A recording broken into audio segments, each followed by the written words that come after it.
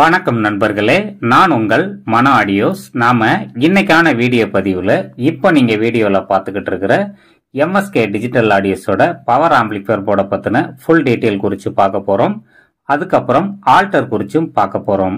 எப்பவுமே நாம கொடுக்கக்கூடிய இன்புட் சிக்னல் தரமான நல்ல ஒரு இன்புட் கொடுத்தோம்னா தான் அவுட்புட்டோட ரெஸ்பான்ஸுமே நமக்கு நல்லா கிடைக்கும். அதனால நல்ல ஒரு ப்ரீ ஆம்ப் போர்டுகளை பயன்படுத்துங்க. நீங்க ஸ்டீரியோ போர்டு யூஸ் பண்றதா இருந்தா நல்ல ஒரு பேஸ்டபிள் போர்டை யூஸ் பண்ணுங்க. அதே போல பேஸ்டபிளை ஆல்டர் பண்ணியும் நம்மளால மேட்ச் பண்ண முடியும். பேஸ்டபிளுக்கான ஒரு முக்கியமான ஆல்டரை நான் உங்களுக்கு ஏற்கனவே இதற்கு முந்தின வீடியோல பதிவு பண்ணியிருந்தேன். அந்த மாதிரி எந்த ஒரு பேஸ்டபிளா இருந்தாலும் ஆல்டர் பண்ணி பாருங்க, ஐசி டைப் உள்ள பேஸ்டபிள் போர்டுக்கு. மற்றபடி நீங்க அதர் பிராண்டுகள்ல நீங்க வாங்கி ட்ராக் பண்ணி பார்க்கும்போது அதே மாதிரியான மெத்தட் இருந்ததுன்னு சொன்னா நீங்க அந்த இடத்த நாம ஆல்டர் பண்ணி ரிசல்ட்டை மாத்தி எந்த ஒரு பவர் ஆம்புக்கும் மேட்ச் பண்ண முடியும். இப்ப நீங்க வீடியோல பாத்துக்கிட்டு இருக்கிற இந்த பவர் ஆம்பிளிஃபையர் போர்டுக்கு மேக்சிமம் 12 இன்ச் சப்வூஃபர் வரைக்கும் நம்ம பயன்படுத்திக்கலாம்.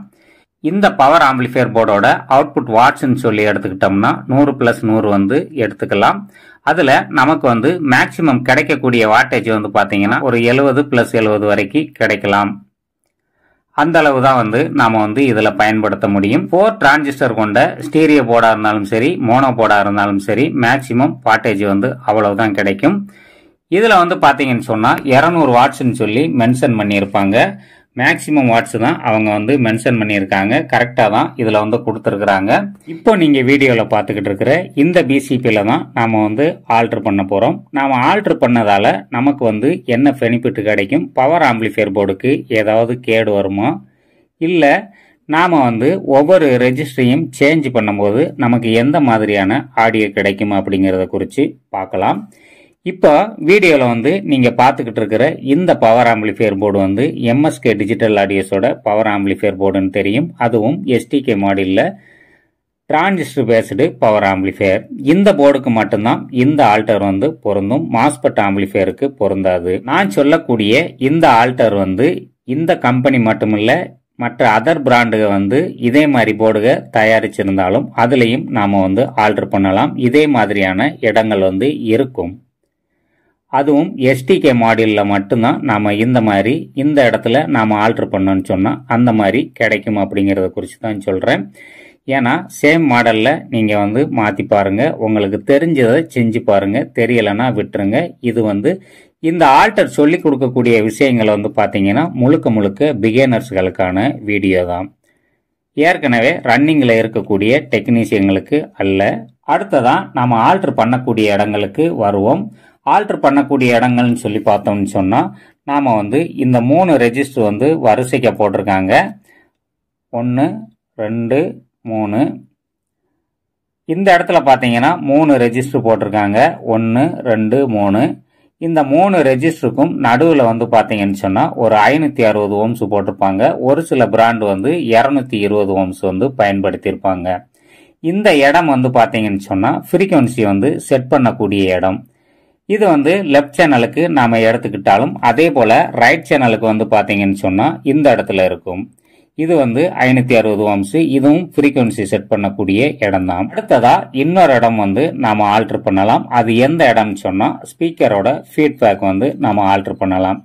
சரி, நம்ம ஆல்டர் பண்றதால நமக்கு எப்படி ஆடியோ மாறும் அப்படின்னு சொல்லி ஃபர்ஸ்ட் பாக்குறதுக்கு முன்னாடி முதல்ல நான் ஃப்ரீக்வன்சி செட் பண்ணக்கூடிய இடத்த பத்தி சொல்றேன். ஃப்ரீக்வன்சி செட் பண்ணக்கூடிய இந்த இடத்துல எம்எஸ்கே ஆடியோஸ்ல இருந்து அவங்க போட்டிருக்கக்கூடிய ரெசிஸ்டன்ஸ் பாத்தீங்கன்னு சொன்னா 560 ஓம்ஸ் பயன்படுத்தி இருக்கிறாங்க.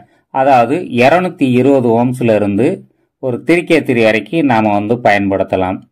சரி, குறைச்சு போட்டா நமக்கு என்ன ஆகும், அதிகப்படுத்தினா நமக்கு என்ன ஆகும் அப்படிங்கறத பார்க்கலாம். இப்போ நான் வாய் வழியா உங்களுக்கு சொன்னாலும் நீங்க மாத்தி பார்த்து உங்க காதுகள்ல நீங்க கேட்கும் போதுதான் அதற்கான மாற்றங்கள் உங்களுக்கு தெரிய வரும். இப்ப இந்த இடத்துல 560 ஓம்ஸுக்கு பதில் 220 ஓம்ஸ் போட்டேன்னு சொன்னா மிட் ரேஞ்ச் அதிகமாகும். அதாவது வாய்ஸ் அதிகமா வரும். பயன்படுத்திருக்கக்கூடிய இந்த ரெஜிஸ்டரை நாம ரிமூவ் பண்ணிட்டு ஒரு 470 ஓம்ஸ் போட்டா என்ன ஆகும், ஒரு 220 ஓம்ஸ் போட்டா என்ன ஆகும்னு சொல்லி பார்த்தோம்னு சொன்னா மிட் ரேஞ்ச் கொஞ்சம் தூக்கலா வரும். ரெஜிஸ்டர் வேல்யூவை கூட்ட கூட்ட வந்து பேஸ் வந்து நமக்கு வந்து அதிகமாக கிடைக்கும். இங்கே நாம் ரெஜிஸ்டர் வேல்யூவை கூட்டும் பட்சத்தில் வந்து நாம் வந்து பேஸ் வந்து அதிகமாகிறதுனால வந்து அவங்க போட்டிருக்கக்கூடிய இந்த ரெஜிஸ்டரை நாம் ரிமூவ் பண்ணிட்டு நாம் வந்து ஒரு 1Kயோ அல்லது 2K2ஓ இல்லை 3K3யோ பயன்படுத்தும் போது வந்து வால்யூம் வந்து நமக்கு கம்மியாக கிடைக்கிறது மாதிரி இருக்கும். ஆனால் வந்து தெளிவாக இருக்கும். பேஸ் வந்து கூடுதலாக இருக்கும். 560 ஓம்ஸ்ல இருந்து நீங்கள் வந்து மேலே போக போக போக வந்து பேஸ் கிடைக்கும். 560 ஓம்ஸுக்கு கீழே 220 ஓம்ஸ் வரைக்கும் நாம வந்து கீழே கொண்டு போகலாம். கீழே 220 ஓம்ஸுக்கும் கீழே நீங்க பயன்படுத்தினீங்கன்னு சொன்னா பவர் ஆம்பிளிஃபையர் சீக்கிரமே ஃபெயிலியர் ஆயிரும். ஹீட் வந்து அதிகமாகும். 560 ஓம்ஸுக்கு கீழே பயன்படுத்தும் போது வந்து நமக்கு வந்து மிட் ரேஞ்ச் வந்து அதிகமா கிடைக்கும். இதே இடத்துல வந்து நாம வந்து நமக்கு பிடிச்ச மாதிரியான ஒரு ட்ரிபிள் வேணும்னு சொன்னா இந்த இடத்துல ட்ரிபிளை சேஞ்ச் பண்ணவும் முடியும். இந்த இடத்துல வந்து பாத்தீங்கன்னு சொன்னா நாம வந்து இன்னொரு ஆல்டரும் பண்ண முடியும். இதுக்கு வந்து பேக் சைட்ல வந்து நாம இன்னொன்னு பயன்படுத்தலாம் அல்லது இதுக்கு மேலேயே வந்து இன்னொன்னு பயன்படுத்தலாம். இந்த இடத்துல நாம வந்து ஒரு ரெசிஸ்டன்ஸும் ஒரு ஃபிஎப்பும் பயன்படுத்தி நமக்கு தேவையான ஒரு ட்ரிபிளை வந்து பிக்ஸ் பண்ண முடியும். ட்ரிபிள் வந்து பேஸ் ட்ரிபிள் போர்ட்லையும் நாம கூட்டி குறைக்கலாம். அதே போல பவர் ஆம்பிளிஃபையர் போர்ட்லையும் நம்மளால வந்து ட்ரிபிளோட தன்மையை மாற்ற முடியும். இந்த இடத்துல ரெஜிஸ்டர் வேல்யூவை நீங்க அதிகப்படுத்தும் போது வந்து உங்களுக்கு பேஸ் கிடைக்கும். வால்யூம் கம்மியாகிறது மாதிரி இருக்கும். அப்போது பேஸ் ட்ரிபிள் போர்ட்ல இருந்து கெயினை வந்து நாம இன்க்ரீஸ் பண்ணி கொடுக்கணும். நீங்க இந்த இடத்துல ரெசிஸ்டன்ஸ் வேல்யூவை குறைக்கும் போது வந்து பேஸ் ட்ரிபிளோட கெயினையும் கொஞ்சம் குறைச்சு கொடுக்கணும். பேஸ் ட்ரிபிள் போர்ட்ல இருந்து அதிகப்படியான ஒரு சில்னஸ், அதாவது ட்ரிபிள் வந்து ரொம்பவும் சல்லு சல்லு சல்லுன்னு அடிக்கிறது மாதிரி வச்சீங்கன்னா பவர் ஆம்பிளிஃபையர் போர்டு வந்து ஹீட்டிங் இஷ்யூ அதிகமாகும். அளவுக்கு அதிகமான ட்ரிபிளும் நாம வந்து வச்சு பயன்படுத்தக்கூடாது. கம்மியான ட்ரிபிளும் வச்சு பயன்படுத்தக்கூடாது. ஒரிஜினலா நமக்கு வந்து ஒரு ஹெட்போன்ல நாம பாட்டு கேட்கும் போது தெரியும் ட்ரிபிள் வந்து எந்த மாதிரி வருதுன்னு சொல்லி. அந்த மாதிரி ஒரு ட்ரிபிள் வர்றது வரைக்கும் நமக்கு பிடிச்ச மாதிரியான ஒரு ரெசிஸ்டன்ஸ் வேல்யூவை வந்து பிக்ஸ் பண்ணி வந்து நம்ம ஆல்டர் பண்ணி நம்மளுடைய வாடிக்கையாளருக்கு கொடுக்கலாம். அவங்கள திருப்திப்படுத்த முடியும். இந்த இடத்துல ரெஜிஸ்டரும் ஒரு பிஎப்பும் அடிச்சு ட்ரிபிளோட தன்மையை மாத்தலாம்னு சொல்லி நான் உங்களுக்கு சொல்லி இருந்தேன். அதை வந்து இன்னொரு வீடியோல வந்து லைவாவே உங்களுக்கு வந்து செஞ்சு வீடியோ பதிவு பண்றேன். அதோட சவுண்ட் டெஸ்ட் போடும்போது தான் வந்து அதுல ட்ரிபிள் வந்து எப்படி மாறுது அப்படிங்கிறது வந்து உங்களுக்கு தெரிய வரும். ரைட் சைட்ல ஒரு 560 ஓம்ஸும் லெப்ட் சைட்ல இந்த இடத்துல ஒரு 560 ஓம்ஸும் பயன்படுத்தியிருப்பாங்க. இது ரெண்டுமே வந்து சேம் வேல்யூவை வந்து நீங்க பயன்படுத்தணும். இந்த இடத்துல நீங்க 470 ஓம்ஸ் வந்து போட்டீங்கன்னு சொன்னா அதே போல இங்கேயும் 470 ஓம்ஸ் தான் நீங்க போடணும். ஒரு இடத்துல ஒரு வேல்யூம் இன்னொரு இடத்துல இன்னொரு வேல்யூம் பிக்ஸ் பண்ணக்கூடாது. ஒன்னு 220 ஓம்ஸா நீங்க பயன்படுத்தினீங்கன்னு சொன்னா அங்கேயும் 220 ஓம்ஸ் வந்து பயன்படுத்தணும். இங்க 470 போட்டீங்கன்னா அங்கேயும் 470 போடணும். இந்த இடத்துல வந்து நமக்கு வந்து வால்யூம் வந்து எந்த அளவுக்கு நமக்கு தேவை அப்படிங்கறது வந்து இந்த ஃப்ரீக்வன்சி செட் பண்ணக்கூடிய இடத்துல நாம வந்து முடிவு பண்ண முடியும். நமக்கு இவ்வளவுதான் வால்யூம் வேணும்னு சொன்னா இதை வந்து நாம வந்து கரெக்ட் பண்ணி நாம வந்து வால்யூமை வந்து லெவலா பிக்ஸ் பண்ணிக்கலாம். அதுக்கு அடுத்ததா பாத்தீங்கன்னு சொன்னா ஃபீட்பேக்கை பத்தி பார்க்கலாம்.